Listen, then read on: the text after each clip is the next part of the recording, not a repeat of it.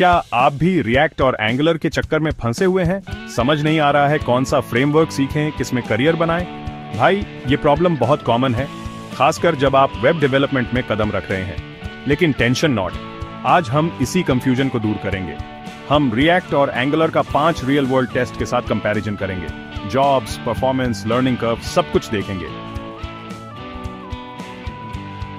और ये है सबसे ईमानदार तुलना, तो वीडियो को एंड तक जरूर देखना। और हां, सब्सक्राइब करना मत भूलना। चलिए, सबसे पहले बात करते हैं लर्निंग कर्व की। मान लीजिए आप बिल्कुल नए हैं, वेब डेवलपमेंट में अभी कदम रख रहे हैं, तो आपके लिए कौन सा फ्रेमवर्क आसान रहेगा? देखिए, रिएक्ट में आपको सिर्फ जावास्क्रिप्ट और जेएसएक्स सीखना होता है। जेएसएक्स बेसिकली आपको एचटीएमएल को जावास्क्रिप्ट के अंदर लिखने की सुविधा देता है। सीधा सा फंडा, कम झंझट, इसलिए इसका लर्निंग कर्व थोड़ा आसान माना जाता है। वहीं दूसरी तरफ एंगुलर थोड़ा कॉम्प्लेक्स है। यहां आपको टाइपस्क्रिप्ट, डेकोरेटर्स, मॉड्यूल्स, ये सब समझना होगा। मतलब थोड़ा दिमाग की दही तो करनी पड़ेगी। अब आप सोच रहे होंगे, भाई टाइपस्क्रिप्ट क्या बला है? देखो, टाइपस्क्रिप्ट बेसिकली जावास्क्रिप्ट का ही एक बढ़िया वर्जन है, जो आपके कोड को और भी स्ट्रक्चर्ड बनाता है। लेकिन हाँ, नए लोगों के लिए ये थोड़ा ओवरवेलमिंग हो सकता है। तो अगर आप बिल्कुल नए हैं तो मेरी सलाह माने, रिएक्ट से शुरुआत करें।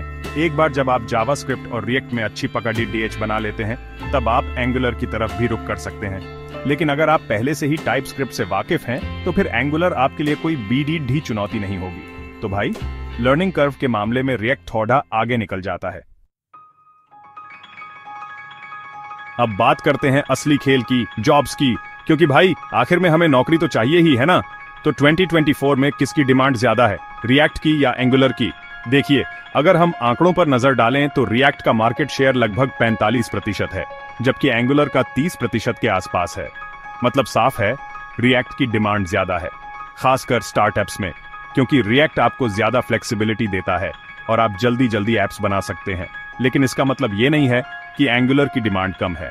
एंगुलर ज्यादातर बीडीआरडी कंपनियों और एंटरप्राइज लेवल प्रोजेक्ट्स में इस्तेमाल होता है, क्योंकि एंगुलर एक फुल फ्लेज्ड फ्रेमवर्क है जो आपको सब कुछ बिल्ट इन देता है।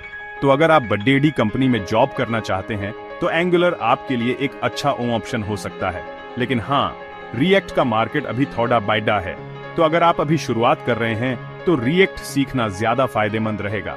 लेकिन अगर आप एंगुलर में इंटरेस्टेड हैं तो बिल्कुल भी निराश होने की जरूरत नहीं है, क्योंकि एंगुलर भी एक पावरफुल फ्रेमवर्क है और इसकी डिमांड भी अच्छी है। तो भाई, जॉब मार्केट में रिएक्ट थोड़ा आगे है, लेकिन एंगुलर भी पीछे नहीं है। Chapter 3, performance speed test. अब बात करते हैं स्पीड की, क्योंकि भाई किसी को भी स्लो वेबसाइट पसंद नहीं होती, है ना? तो रिएक्ट और एंगुलर में से कौन ज्यादा तेज है? देखिए, रिएक्ट वर्चुअल डीओएम का इस्तेमाल करता है। मतलब जब भी आपके ऐप में कोई बदलाव होता है तो रिएक्ट पहले उस बदलाव को वर्चुअल डीओएम में अपडेट करता है, और फिर रिएक्ट ये देखता है कि असली डीओएम में सबसे कम से कम बदलाव करके कैसे काम चलाया जाए। इससे आपके ऐप की परफॉर्मेंस काफी अच्छी रहती है, खासकर छोटे ऐप्स के लिए। वहीं दूसरी तरफ एंगुलर चेंज डिटेक्शन मैकेनिज्म का इस्तेमाल करता है। मतलब एंगुलर आपके ऐप के हर कंपोनेंट पर नजर रखता है और जैसे ही कोई बदलाव होता है, एंगुलर उसे डिटेक्ट करके डीओएम को अपडेट कर देता है। ये तरीका बीडीए ऐप्स के लिए ज्यादा एफिशिएंट होता है, क्योंकि इसमें सिर्फ जरूरी बदलाव ही डीओएम में किए जाते हैं। तो अगर आपका ऐप छोटा है तो रिएक्ट ज्यादा तेज रहेगा, लेकिन अगर आपका ऐप बड़ा है और उसमें बहुत सारे कंपोनेंट हैं तो एंगुलर ज्यादा बेहतर परफॉर्म करेगा। तो भाई, परफॉर्मेंस के मामले में दोनों का अपना अपना दम है। Chapter 4, ecosystem, libraries, tools. अब बात करते हैं इकोसिस्टम की। मतलब रिएक्ट और एंगुलर के साथ आपको कौन कौन से टूल्स और लाइब्रेरीज मिलते हैं।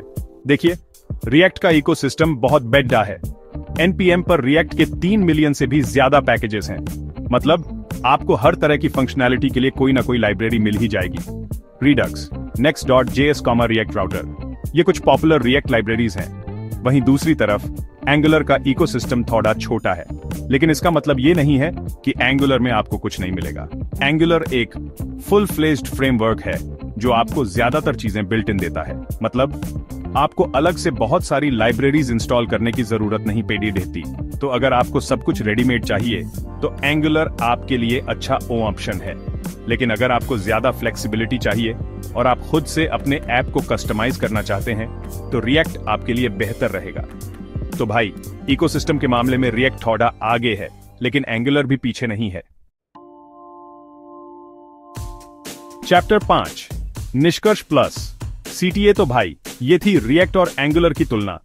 अब आप सोच रहे होंगे भाई आखिर में कौन सा फ्रेमवर्क सीखूं? देखिए, अगर आप बिल्कुल नए हैं और जल्दी से जॉब पाना चाहते हैं तो रिएक्ट से शुरुआत करें। रिएक्ट का लर्निंग कर्व आसान है, इसकी डिमांड ज्यादा है और इसका इकोसिस्टम भी बहुत बड़ा है। लेकिन अगर आप बड़ी कंपनी में जॉब करना चाहते हैं और आपको एक स्ट्रक्चर्ड फ्रेमवर्क चाहिए तो एंगुलर आपके लिए बेहतर रहेगा। एंगुलर एक पावरफुल फ्रेमवर्क है और इसकी डिमांड भी अच्छी है। तो भाई फाइनल डिसीजन आपको लेना है। लेकिन हाँ, 2024 में रिएक्ट का ट्रेंड थोड़ा ज्यादा है, तो अगर आप कंफ्यूज हैं तो रिएक्ट से शुरुआत कर सकते हैं। तो भाई उम्मीद है आपको ये वीडियो पसंद आया होगा। अगर पसंद आया तो लाइक और शेयर जरूर करना और कमेंट में बताना आप रिएक्ट और एंगुलर में से किसे पसंद करते हैं। अगले वीडियो में मिलेंगे, तब तक के लिए टेक केयर। तो भाई लोग, कैसी लगी हमारी रिएक्ट वर्सेस एंगुलर की कहानी? उम्मीद है अब आपको थोड़ा क्लियरिटी आई होगी। देखो यार, ये दोनों ही फ्रेमवर्क अपने अपने आप में दमदार है। अब आप सोच रहे होंगे कि भाई तुमने तो दोनों का ही गुणगान कर दिया। अरे यार, सच तो यही है ना, दोनों के अपने अपने फायदे और नुकसान हैं। अब बारी आपकी है, आपको क्या सूट करता है वो आपको खुद डिसाइड करना है। और हाँ, कमेंट में जरूर बताना कि आप किसके साथ जाना पसंद करेंगे।